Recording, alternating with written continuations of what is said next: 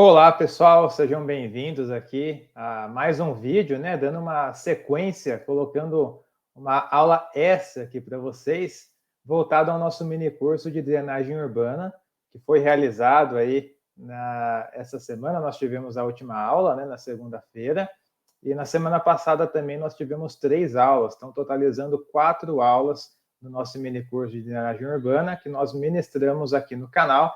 Tá? Já passaram mais de 6.000 pessoas por esse mini curso, então agradeço aí a atenção, a presença de vocês, o tempo de vocês. Muitos mandaram feedbacks positivos, mensagens, comentários, e-mails, né? Então agradeço demais aí todo o retorno que vocês deram aqui para o nosso mini curso também, tá bom? Ao longo dessa nossa pequena jornada, né, desse mini curso, nós tivemos muitas dúvidas, né, que aconteceram ao longo desse mini curso.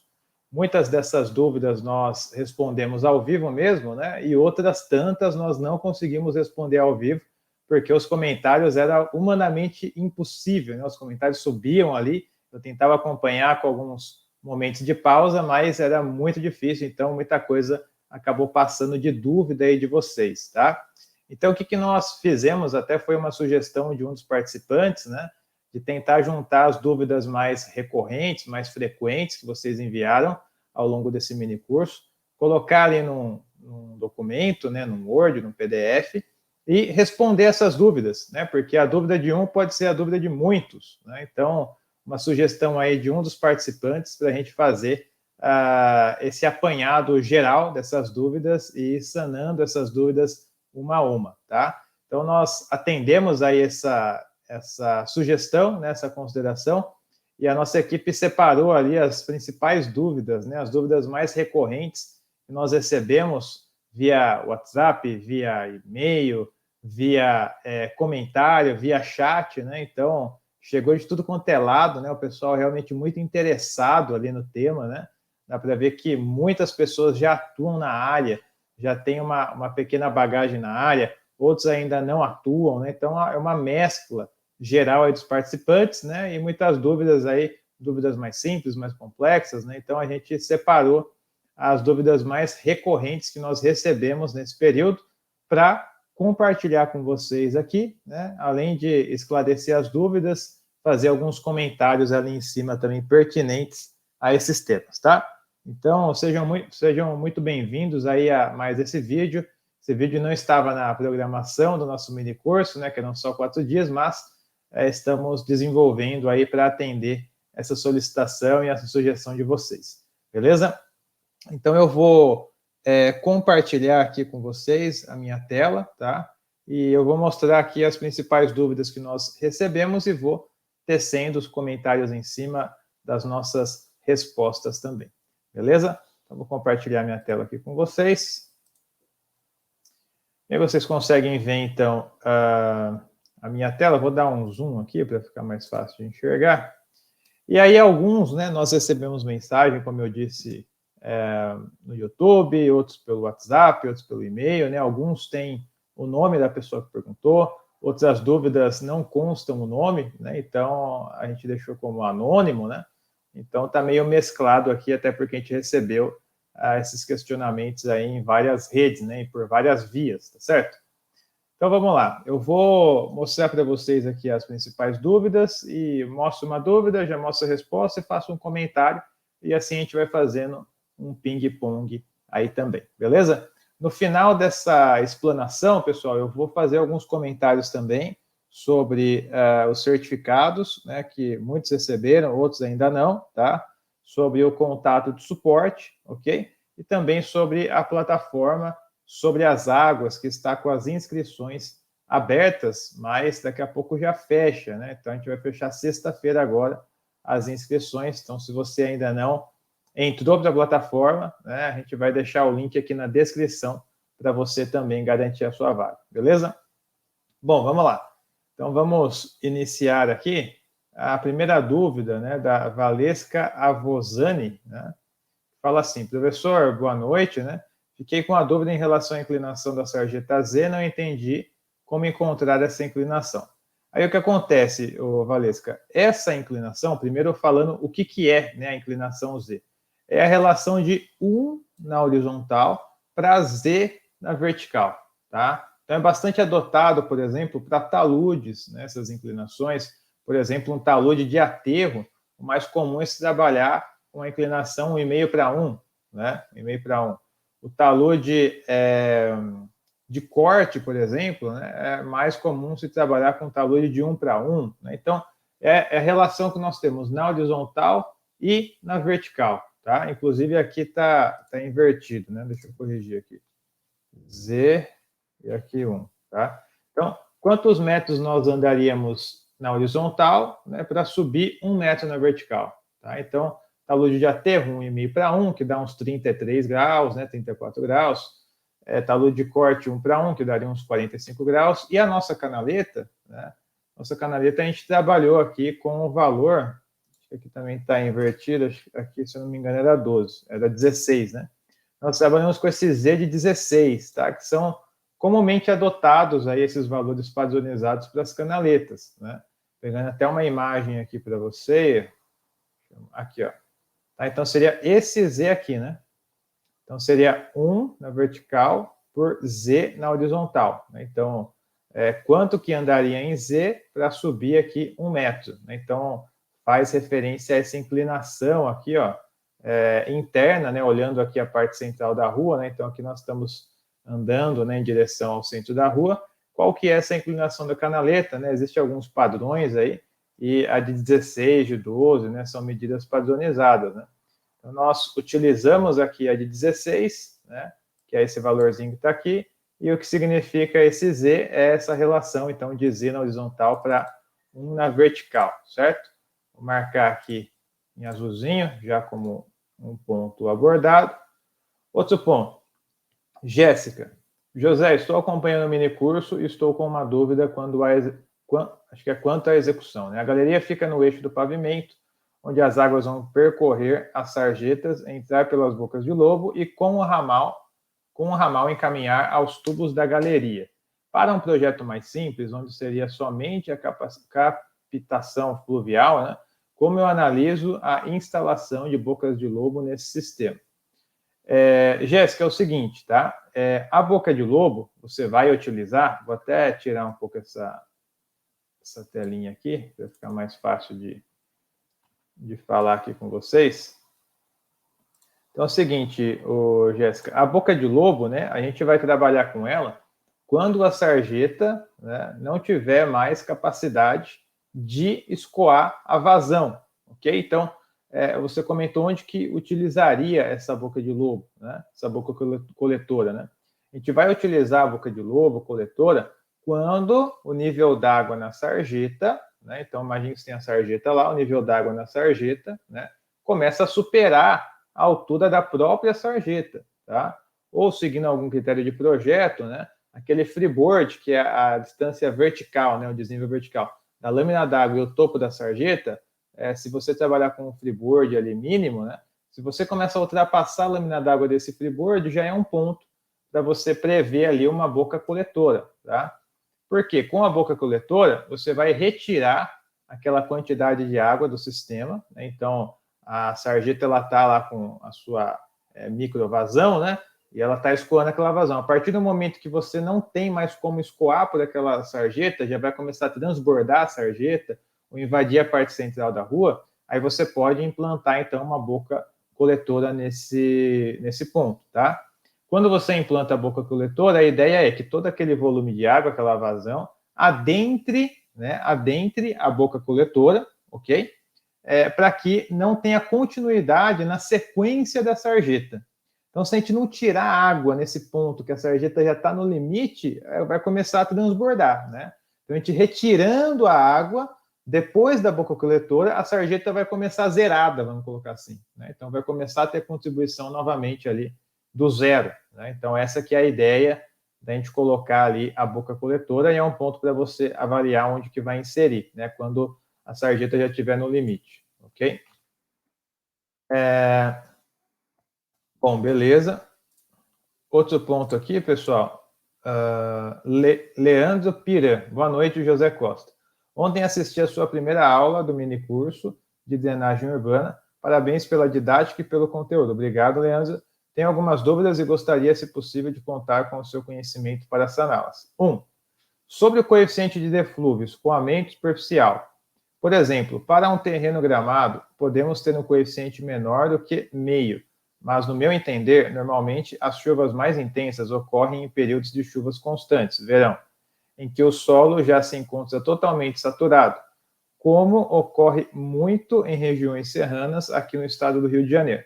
Então, não seria mais coerente adotar um coeficiente mais alto, já que não ocorrerá infiltração, sendo, nesse caso, a pior situação em favor da segurança? Leandro, o seu raciocínio está perfeito, tá? Está perfeito esse raciocínio, por quê? Se chover, né, sobre uma bacia hidrográfica, né, seja ela grande ou pequena, né, parte dessa chuva vai evaporar na queda, vai ter aquela abstração inicial, né? Parte vai ser interceptada pelas folhagens, se a gente tiver uma área vegetada, né? E parte ela vai chegar no solo, né? Do que chegou no solo, uma porção infiltra e uma porção escoa, certo? Quando nós temos esse solo seco, né, que vai ser o nosso solo, né? Nós teremos ali as partículas de solo pequenininha, né? E entre elas tem espaços vazios, né? Nós temos ar entre elas, né? Então, quando começa a infiltrar água no terreno, essa quantidade de água da chuva que está se infiltrando no terreno, ela começa a ocupar esses vazios que existem no solo. Tá? Então, a areia, por exemplo, vai ter um material mais poroso, né? Então, a água vai começar a ocupar esses vazios, né? E pode começar ali a elevar a umidade do solo até saturar o solo, preencher todos os vazios ali com partículas de água, ok? Então, isso pode acontecer. Bom, imagine que deu essa primeira chuva no terreno, e aí nós temos o terreno seco, né? E essa água vai infiltrando e vai ocupando esses espaços. Ok. Nessa primeira chuva, o solo tem uma capacidade de infiltração, tá? Por quê? Porque ele está seco, né? Então ele tem muitos espaços vazios para receber aquela quantidade de água, certo? Agora, se choveu dessa vez e aí passou 2 horas, um dia, 2 dias e choveu de novo, né? A chance é de que essa segunda chuva não encontre tantos espaços vazios no solo para infiltrar na mesma quantidade, tá? Por quê? Como o solo já estava mais úmido, mais saturado, a água que está chegando agora de chuva não vai ter mais tanto espaço vazio de ar, porque esse espaço vazio já vai estar com água, né? Então, aí a infiltração acaba reduzindo, e sempre quando a infiltração reduz, o escoamento superficial aumenta, tá? Ou infiltra mais, escoa menos, ou infiltra menos, escoa mais, tá? Essa é a relação do nosso runoff, né? A relação do que está chovendo e do que está escoando, que você comentou de ponto 5, né? Então, por isso que o seu raciocínio está correto nesse sentido de análise de umidade antecedente do solo, tá? O único ponto que eu destaco para você é o seguinte, tá? Isso vai cair no critério de cada projetista que vai avaliar cada projeto, conhecendo cada região. Por quê? Porque o método racional, ele não prevê, né, ele não prevê nas suas equações, tá, umidade antecedente. Tá? Então, nós não temos como prever isso no método, né? Nós temos um direcionamento, né, oficial do método em relação a isso, tá? Utilizar um runoff maior poderia ser uma saída mais quanto maior, né? Então, é um valor, como o método chama método racional, a ideia era racionalizar toda a transformação de chuva em vazão, mas mesmo assim tem ali um ponto, né, é muito discutível, que é o runoff, né, que não é muito racional, assim, né? Então, é uma possibilidade, né? Agora, vai cair no critério do projetista, não existe uma regra geral para isso, ok? Outro ponto importante é o seguinte: o método racional, ele não contempla a umidade antecedente, mas o método SCS, né, do hidrograma unitário, contempla, tá? O problema é que o método SCS é mais indicado para áreas, né, que tem ali contribuições maiores do que 2 km², que é justamente o limite do método racional. Então, quando a gente tem áreas maiores, né, o método SCS, ele vai contemplar, por quê? Para a gente utilizar o método do SCS, do hidrograma unitário, a gente vai ter que definir o nosso curve number, que é o nosso CN, né? Esse CN vai depender do tipo de solo, né? E aí nós temos 4 tipos de solo, né? A, B, C e D. Esses tipos de solo, o A, né, é o que comportaria mais infiltração, e o tipo D é o que comporta menos infiltração, solo mais denso, mais impermeável, né? Então, de A para D, né, de dado, né, nós temos ali o solo B e C, né, que são intermediários, né? Então, cada tipo de solo da sua bacia vai ter uma capacidade de receber essa infiltração da água. O segundo fator que interfere no nosso curve number, no nosso CN, é a umidade antecedente, justamente que você está pensando aí, né? Então, quando a gente tem uma faixa de chuva nos últimos 5 dias, né, pequena, né, nós trabalhamos com um cenário 1, né, de umidade. Quando a gente tem uma faixa média de chuva, né, de 15 milímetros, um pouco mais, tal, a gente trabalha com o cenário 2. Quando a gente tem bastante chuva, trabalha com o cenário 3. Né? E esses cenários 1, 2 e 3 querem dizer justamente isso. Quando eu for trabalhar com a minha chuva de projeto, essa chuva de projeto vai encontrar um solo seco, úmido ou saturado, né? Então, para cada tipo de cenário, a gente vai ter um CN distinto. Obviamente, o nosso solo saturado, ele vai gerar um CN maior, né? Lembrando do conceito do CN, que vai de 0 a 100, né? Quanto mais próximo de 100, mais impermeável, quanto mais próximo de 0, mais permeável, né? Então, quando a gente trabalha no cenário mais crítico de umidade antecedente, o nosso CN de saída vai ser maior, né? Porque ele vai estar num cenário mais impermeável devido à falta de infiltração que vai ter no solo. Então, aí sim você tem uma diretriz, né, padrão para você seguir, né, nessa definição do CN. Agora, no método racional, não existe essa diretriz, né, geral, mas aí cabe ao projetista, né, avaliar caso a caso. O raciocínio é correto, né, só a aplicação ali que vai cair muito do critério do projetista mesmo. Tá? Bom, então, aqui também já explicado.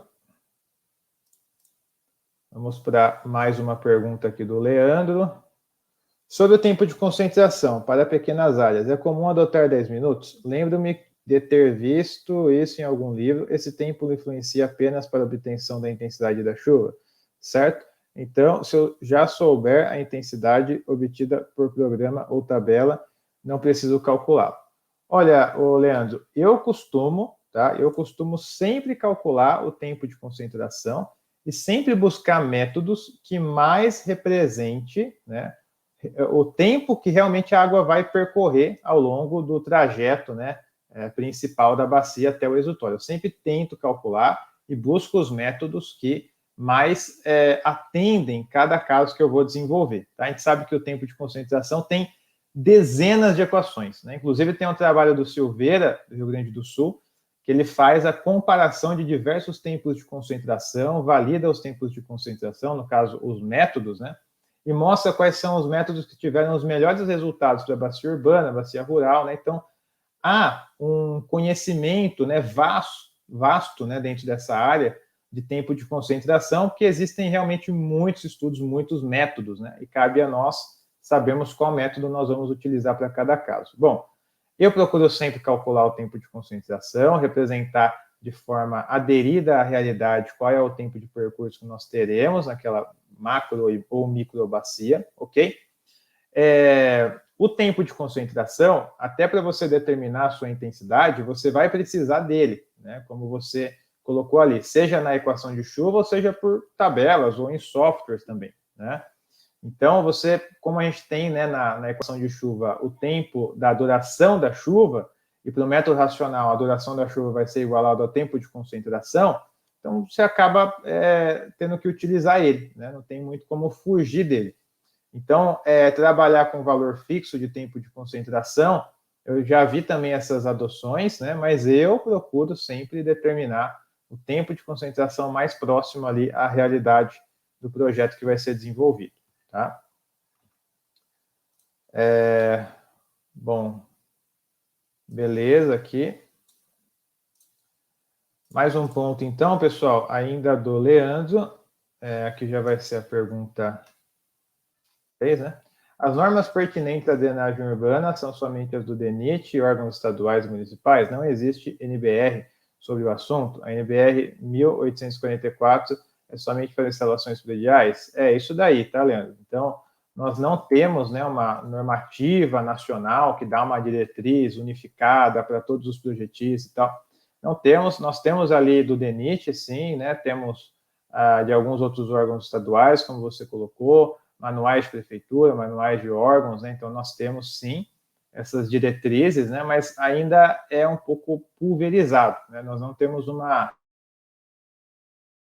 ativa nacional, a nível nacional para isso, né, que abranja todas as aplicações de drenagem urbana, então cabe aí a cada região com seus próprios manuais e suas próprias indicações, né, passarem isso para o projetista, né. Outro ponto que você comentou aqui, da NBR justamente, é só para a parte de instalação predial, né, então não acaba englobando essa parte que nós abordamos aqui no minicurso, né. Então, beleza. Leandro aqui ainda, por que o dimensionamento de galerias é feito 75% da seção e não seção plena? Bom, primeiro por questão de segurança ali no projeto de drenagem, né? E segundo, para a gente não permitir, né, com que aconteça o escoamento em carga, né? Então, a gente sempre tem essa folga ali também, justamente passado também pelos manuais dos órgãos, né, que nós acabamos de citar. Então, sempre se trabalha com uma folga dentro da tubulação. Que eu me perdi nas telas, voltei, beleza. Beleza. José Antônio Colvara Oliveira. Estou fazendo o curso de drenagem. Fui eu que perguntou se existe uma fórmula que substitui o ábaco de distâncias, declividades, etc. Você respondeu que tinha no livro do Cagnoli, olhei 2 vezes e não encontrei. Por favor, seria possível me indicar mais precisamente onde devo encontrar essa fórmula? Então, José, está na página 116, tá? Da segunda edição do livro, ok? Então, o livro, para quem não conhece, é esse livro aqui, do Cagnoli, ok? Está na página 116 ali, equações para tempo de concentração de áreas distintas, né? Áreas onde você tem... bom, começa na 116... começa na 114, tá? Mas, assim, uma introdução na 114 e tal, aí as equações mesmo começam na página 116, que você tem ali um Talveg dividido em 3 partes, né, onde cada parte você tem uma superfície, né? A primeira parte é uma superfície onde você não tem um Talveg, né, definido. A segunda parte é onde começa a se criar canais ali mais rasos. E a terceira parte é onde você tem uma canalização mesmo, né? Que aí poderia ser, no caso, a sarjeta ou canais mesmo, né? De macrodrenagem. Então, em resumo, vai da página 114 até a 118, tá? De uma forma geral. Então, tá aqui. Aqui não vai aparecer muito bem aí, mas começa na 114 e vai até a 118. Ok? Um detalhe também que tem um vídeo no meu canal, né? Se jogar lá Tempo de Concentração José Costa, você vai encontrar um vídeo ali que eu estou abordando esse assunto também. Beleza? Então, beleza aqui. Aqui é uma pergunta anônima, né? Que a minha equipe separou, mas não passaram o nome, então não tem como citar aqui, tá? Boa noite, professor. Estava estudando a matéria de ontem no mini curso e percebi que a nossa tabela do Excel está diferente do que o senhor passou para nós. Tangente de θ0 da fórmula da fórmula da 16 e foi utilizado o valor de 12. Fiquei meio confuso. Bom, aqui é o seguinte, né? Aqui acho que está até invertido também. Isso aqui gera bastante confusão mesmo, tá, pessoal? Nós temos o seguinte, deixa eu ver se está compartilhando, tá? Nós temos aqui 2 tetas, né? Como está mostrando na imagem aqui. Isso daqui a gente viu, né, basicamente na aula 2, tá? Porque até a aula 1 a gente não estava falando de boca coletora, então a gente só tinha uma inclinação, né? Não tinha 2 inclinações. Agora, na aula 2, né, que a gente trabalhou com boca coletora, a gente começou a ter já 2 inclinações, uma inclinação para a sarjeta e outra inclinação para a boca coletora, certo? Então, a inclinação da sarjeta, ela tem a nomenclatura de θ0, né? E a inclinação para a boca coletora, ela tem a nomenclatura só de θ. Então, θ0, que é a da sarjeta, é 16, é o valor de 16 que está na tabela. Θ, sem ser o θ0, né, o θ normal, é o valor de 12, tá? Então, deixando claro aqui de novo, se tiver alguma coisa no texto, né, acho que na aula 2 tinha alguma coisa na equação do texto, né, mas são essas medidas aqui, ok? Então, θ0 que é mais abatido, né, essa inclinação da sarjeta teria que andar 16 metros para subir 1 metro, né, basicamente. E o θ, que é aquela entrada na boca coletora, ela teria que entrar 12 metros, andar 12 metros para subir 1 metro. Né? Então, como tem que andar menos, fica mais inclinado. Tá? Então, essa aqui são os valores aqui precisos das duas inclinações. Márcia, estou em um caso em que a área da bacia hidrográfica está na ordem de 14 mil quilômetros quadrados e foi apresentado o cálculo de evasão pelo método de hidrograma unitário, com tempo de concentração igual a 144 horas, Talveg de 393 quilômetros. A bacia é pequenininha, hein, Márcio? A bacia é pequenininha, né? Foi utilizado o método das isozonas para determinação da chuva de projeto, mas estou considerando não aprovar o estudo, visto que o referido método tem um limite máximo para 24 horas. Acima desse valor, extrapola tanto TC quanto tempo de base. Qual seria o método mais coerente, na sua opinião, que poderia ser utilizado no referido caso? Ô, Márcia, o ideal, né, nessas bacias gigantes aí, como é a sua, o ideal é você fazer uma subdivisão de bacias, né? Então, eu faria uma subdivisão de bacias, porque como a bacia é muito grande, o ideal é você subdividir em bacias menores, onde você consiga aplicar os métodos com mais precisão. Isso daí você pode fazer dentro do software RecHMS, né? Inclusive, dentro do software RecHMS, você consegue fazer já a delimitação das subbacias. Tá? Então, ele pede uma área de influência para trecho de rio. Se você coloca uma área maior, ele vai dividir menos as suas subbacias, né? Com o seu ponto desultório já marcado. E se você colocar mais, né, área de influência, menor área de influência, ele divide em subbacias menores. Então, você consegue fazer isso dentro do RecHMS, né? Com 3 cliques nos botões, inclusive está dentro também do mini curso de RecHMS, dentro da plataforma. Lá a gente ensina também como fazer esse passo a passo aí dessas delimitações e essa aplicação. Quando você faz a divisão da subbacia, você vai precisar se preocupar também, além de aplicar o método chuva-vazão, também com a propagação dessa cheia, tá? Porque como você não tem mais só uma bacia, você está pegando todo o Talveg dela e considerando, né, até o exutório, agora você tem várias subbacias, né, menores, a saída de uma subbacia vai contribuir para a subbacia de jusante. E vai ser propagado nesse hidrograma ao longo de um trecho do seu curso d'água. E muitas vezes, durante essa propagação da onda de cheia, podem acontecer 2 eventos. O primeiro de atenuação da vazão de pico, né? Então, realmente chega lá embaixo essa vazão de pico atenuada, né? Quando ela é somente propagada, né?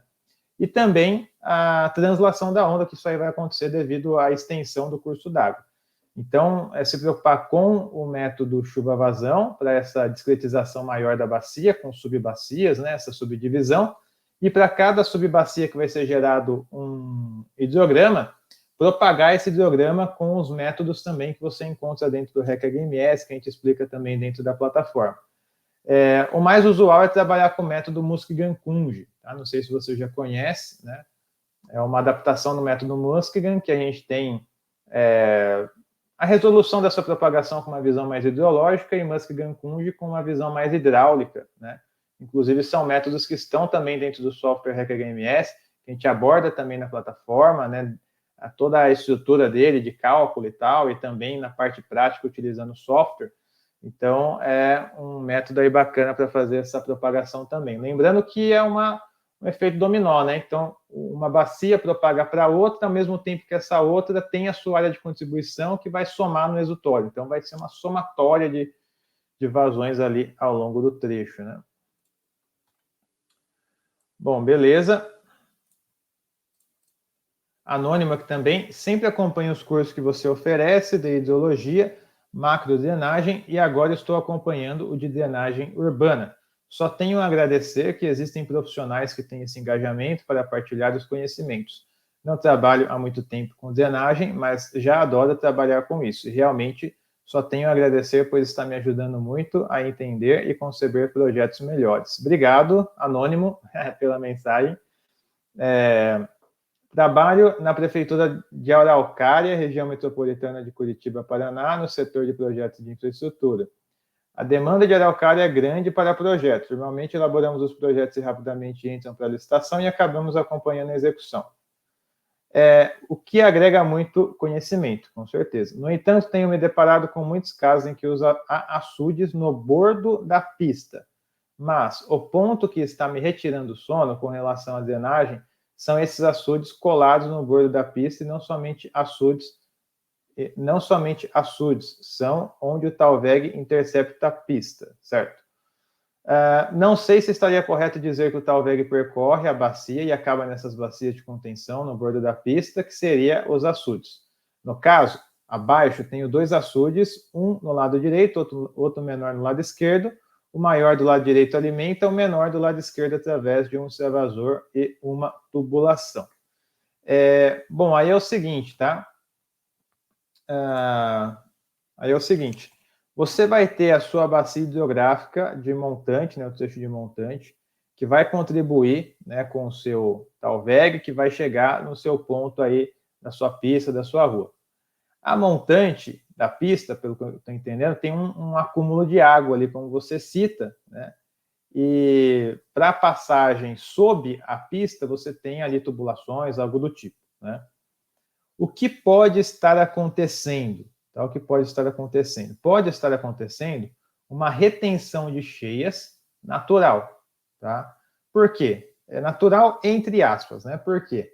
Se a tubulação que está passando debaixo da sua pista, ou seja, está passando na ortogonal, né, na transversal da sua pista, é sentido o fluxo, né, do escoamento ali dos açudes.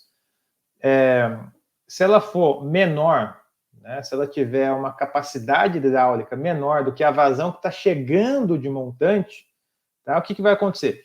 Tem a tubulação aqui, vai chegar água, né? Só que essa tubulação tem um limite, né, de vazão. Então, se está chegando mais vazão, vai passar água por dentro da tubulação, mas também vai começar a elevar o nível d'água de montante, tá?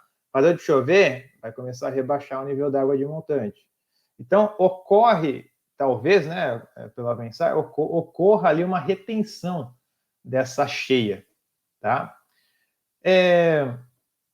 Isso é ruim? Isso é bom? Olha, no campo hidráulico, né, quanto mais a gente conseguir deter água, né, reter água, amortecer na bacia, na calha, é melhor, né? O único cuidado que eu acho que você tem que ter é o seguinte, fazer uma análise hidráulica, vamos colocar hidrológica / hidráulica, né, desse sistema, ok? Por quê? Pode ser que a cota da pista, né, onde está implantada a pista, esteja numa cota onde essa elevação de água montante consiga alcançar ou superar, né?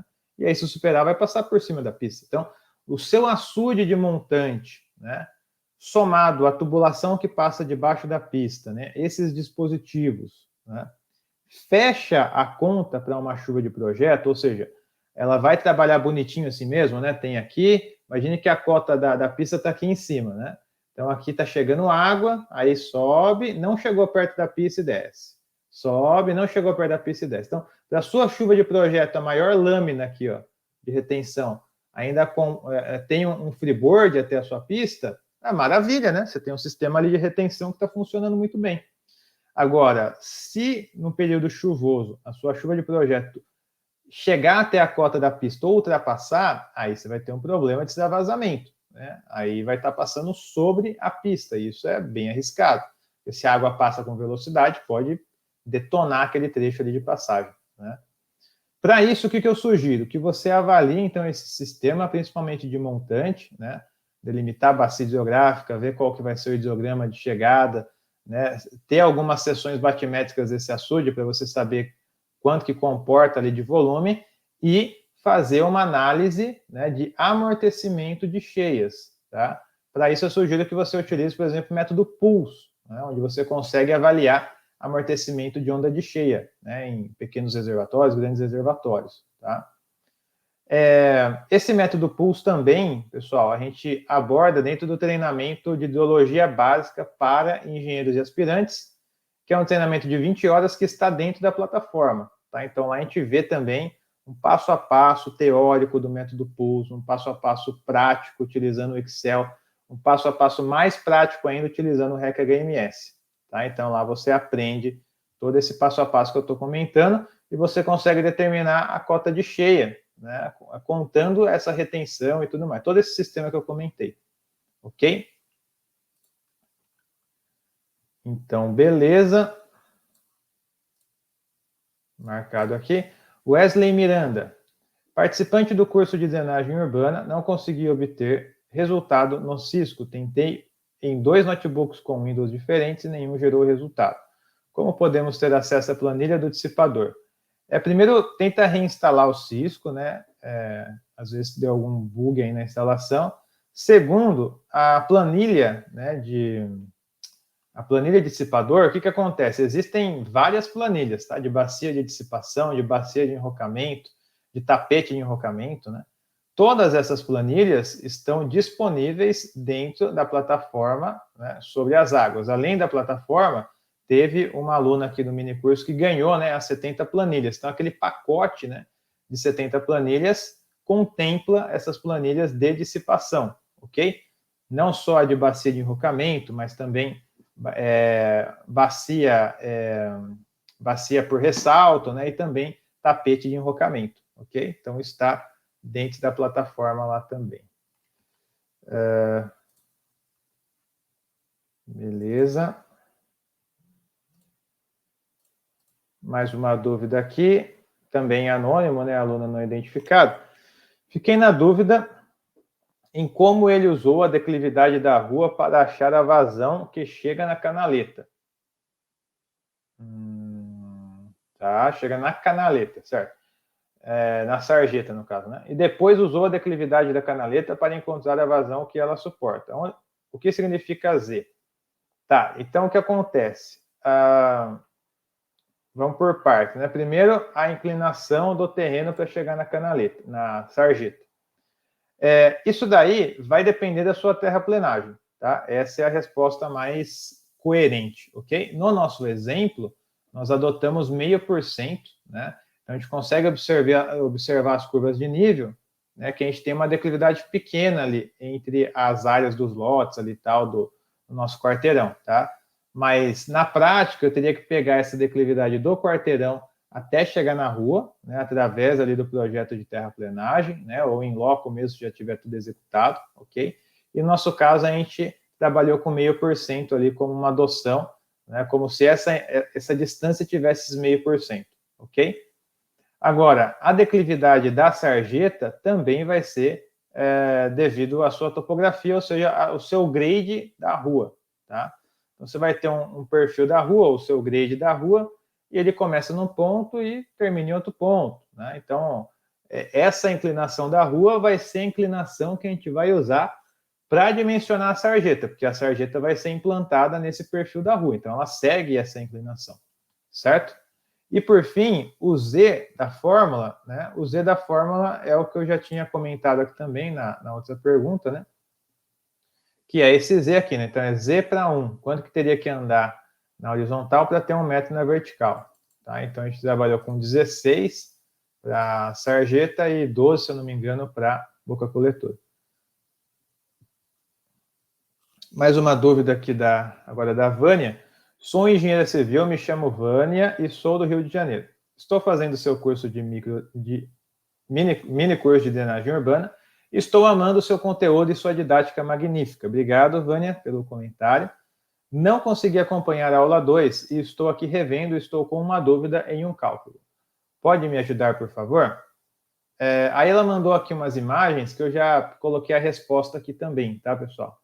A dúvida era em relação a essa tangente de θ, porque em algum dos textos lá também da aula 2, estava o valor de 12 ou 16, tá? Mas aqui já corrigindo para vocês também, ok? Para a gente calcular aqui a variável m, a gente precisa aqui da nossa tangente de θ. E a tangente de θ vai ser o w dividido por tangente aqui de θ 0 mais, né, mais o a, ok? Então, a gente, para calcular essa tangente de θ, a gente usa esses valores aqui. O w vai ser a largura aqui da lâmina d'água, a tangente de θ 0 vai ser a tangente que nós temos desse ângulo aqui, ó, né, da sarjeta, ok? A gente calculou também ao longo lá do processo, mais o A, que vai ser aquele nosso rebaixamento que nós teremos para a entrada da boca coletora. Então, essa é a equação para a tangente de θ, e essa equação nós vamos utilizar aqui para determinar o valor m, tá? Que nós encontramos ali ao longo do processo, ok? Então, essa é a sequência aqui, Vânia, espero que tenha ficado claro aí para você, certo? Bom, pessoal, então, essas são algumas das principais dúvidas aí que nós recebemos de forma mais recorrente, que mais se repetiu, que a gente abordou aqui para vocês, tá? Eu vou ainda, nessa aula aqui, passar para vocês algumas informações importantes relacionadas ao certificado, ok? Nossa equipe aí de suporte está penando para atender todo mundo, que muita mensagem, muito e-mail, né? Muito comentário, né? Peço que vocês tenham um pouquinho de paciência aí também, que a gente está trabalhando para responder todo mundo, ok? Então, todo mundo aí vai ter a sua resposta, e se participou, né, acertou as respostas lá das senhas, vai receber o certificado, então fiquem tranquilos, ok? Antes de até passar algumas informações relacionadas ao certificado, eu queria comentar com vocês mais uma vez, para quem não acompanhou, na segunda-feira, nós estamos com as nossas inscrições para a plataforma Sobre as Águas, ok? Abertas, tá? Então, assim, se você ainda não fez a inscrição ela vai se encerrar nessa sexta-feira, ok? Sexta-feira, meia-noite, já vai estar fechado, né, as nossas inscrições, e não terá mais como você entrar nessa turma da plataforma Sobre as Águas, ok? Então, são vagas limitadas até sexta-feira, tá? Então, se você não fez a inscrição ainda, tá? Corre lá para fazer. A página, ela está no ar, né? Vou mostrar aqui para vocês. Logo no começo da página tem um vídeo, ok? Onde eu estou explicando aqui os detalhes da plataforma, que você pode assistir aqui com calma também. E tem o botão para você ingressar na plataforma, tá? Aqui embaixo, pessoal, o que a gente está até abordando aí bastante com vocês? Para quem que é, né, essa plataforma de capacitação? Que não é um curso, né, online, né? Mas é basicamente uma plataforma, um espaço, um ambiente onde você tem acesso a diversos treinamentos, materiais práticos, como planilhas, né, mentorias, para você se desenvolver dentro dessa área de águas, tá? Seja com drenagem urbana, seja com macrodrenagem, seja com hidrologia, seja com hidráulica, seja com modelagem, tudo que envolver água, né, nós temos ali basicamente esse material dentro da plataforma, tudo num único lugar. Ok? Então, se você já teve, né, problema com hidrologia, hidráulica, você teve uma formação fraca nessa área, a plataforma é para você, né, porque lá você vai ter um suplemento, né, turbo, né, de conhecimento dentro dessa área. Se você está buscando, eu queria valorizar o meu trabalho, desenvolver novas atividades, aumentar meu leque de atuação, me manter capacitado, atualizado, essa plataforma também é para você, porque lá a gente atualiza, é uma plataforma viva, está sempre atualizando o material, colocando novos cursos, novos treinamentos, tá? Um ponto importante também, pessoal, é que essas dúvidas que nós respondemos aqui, nós respondemos também dentro da plataforma. Então, o aluno ele vai avançando na plataforma e sanando as suas dúvidas. Lá nós temos um espaço específico para você mandar a sua dúvida para a gente responder. Então, você avança, né, sem ter mais dúvidas ali, tendo esse apoio aí do suporte, ok? Se você está buscando atuar na área, né, buscando uma oportunidade, né, para você se preparar para essas oportunidades tecnicamente, lá é o lugar também, porque lá a gente está abordando a nata, né, do conhecimento que é utilizado hoje no mercado, ok? A gente já ministrou a plataforma para mais de 400 alunos, né? Muitos alunos já conseguiram oportunidades, né? Outros, no primeiro projeto, conseguiram aí faturar mais de 10 mil, economizaram dezenas também de milhares de reais, né? Então, assim, tem impactado aí muitos profissionais, tá? Então, faça parte aí desse impacto aí também, dessa mudança, ok? Você pode esperar, já adianto para vocês, na plataforma, né, um lugar único onde você consegue encontrar, né, todas as informações necessárias para você desenvolver essas atividades dentro da área de águas, tá? Lá nós temos mais de 104 horas de conteúdos, tá? Para você virar uma referência, né? Trabalhar com segurança dentro dessa área ao longo de um ano de acesso na plataforma, né? Onde você assiste ali quantas vezes você quiser, né? Quando você quiser dentro desse um ano, tá? A plataforma fica disponível 24 horas por dia, 7 dias na semana, tá? A ideia é valorizar o seu trabalho, tá? Você conhecer ali métodos, né? Assim como muitos perguntaram aqui de métodos, tá? Você conhecer esses métodos, conhecer as ferramentas, aprender a trabalhar com essas ferramentas, né? Evitar erros grosseiros que pode custar ali muito caro, né? Essa falta de atenção, essa falta de conhecimento, qual é o método mais indicado para utilizar, né? Então, realmente sair ali da teoria e ir para a prática ali também dentro da plataforma, ok? O que você encontra hoje de treinamentos dentro da plataforma? O treinamento de hidrologia básica para engenheiros e aspirantes, como eu comentei aqui, lá a gente explica, né, desde o básico da hidrologia até o mais avançado, mostrando como calcular amortecimento de onda de cheia, as bacias de detenção, método pulso, propagação de onda de cheia, como que você vai montar o esqueleto para sua modelagem hidrológica, métodos chuva-vazão e muita coisa, tá? Outro treinamento que você vai encontrar lá é o treinamento computacional, né, de OpenFOAM, que são modelagens mais avançadas em 2D ou 3D. Okay? Então, lá você consegue modelar, por exemplo, as tubulações em 3D, você consegue modelar uma canalização em 3D, barragem, dam break em 3D, né, válvulas, pontes, né, tudo isso daí em 3D, então é muito potente essa ferramenta, né, computacional, que é gratuita também a ferramenta, né? Então, você não paga nada para utilizar esse software. Lá dentro também você tem um treinamento de REC HMS, né? Que é modelagem hidrológica. Então, lá a gente vai aprender a delimitar a bacia hidrográfica, né? Fazer o pré-processamento do MDE dentro do REC HMS, ok? Já criar os objetos de forma automaticamente, né? Então, forma automática, né? Então, a subbacia, eixo de rio, etc., né? E trabalhar até chegarmos ali no nosso hidrograma de cheia, propagada, amortecida, etc. Tá? Essa informação a gente utiliza aqui no treinamento de REC-RAS para a gente modelar hidrodinamicamente, né, essa onda de cheia ao longo do nosso curso d'água, né? Avaliamos ali também 1D, 2D, dam break, né? Tem um mini curso também de QGIS aplicado à hidrologia, né, área de águas. Então lá a gente aprende a fazer o download do nosso terreno, né, fazer a delimitação da bacia, o tratamento desse material, rede de drenagem, né, índices das bacias, né, então a gente aprende tudo dentro do QGIS e também dentro do ArcGIS Pro, tá? Às vezes você trabalha com o ArcGIS Pro já na empresa ou nos seus trabalhos, tem um mini curso também para o ArcGIS Pro, assim como o QGIS. Tem o treinamento também de macro drenagem, né, onde a gente liga todas essas ferramentas do QGIS para o REC-HMS, do REC-HMS para o REC-RAS, e assim vai. Então, a gente tem todo esse fluxo de trabalho desenvolvido. Temos mais de 40 lives também disponíveis para vocês com aprofundamento de temas, tá? Então, lá você aprende a calcular curva-chave, curva de permanência, método de Gumbel, né, para distribuição temporal, regionalização de vazão, regularização de vazão, né, e muito mais, tá? Então, você aprende tudo isso lá dentro.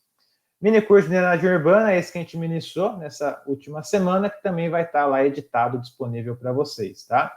Além disso, pessoal, você ganha de bônus 70 planilhas de cálculo, assim como alguns pediram as planilhas aí, já está incluso dentro desse pacote. 1 hora de mentoria, né, individual comigo, né, onde a gente vai sentar aqui de forma online, e aí você vai poder tirar suas dúvidas, a gente vai fazer um bate-papo, né, para avançar aí também na sua carreira.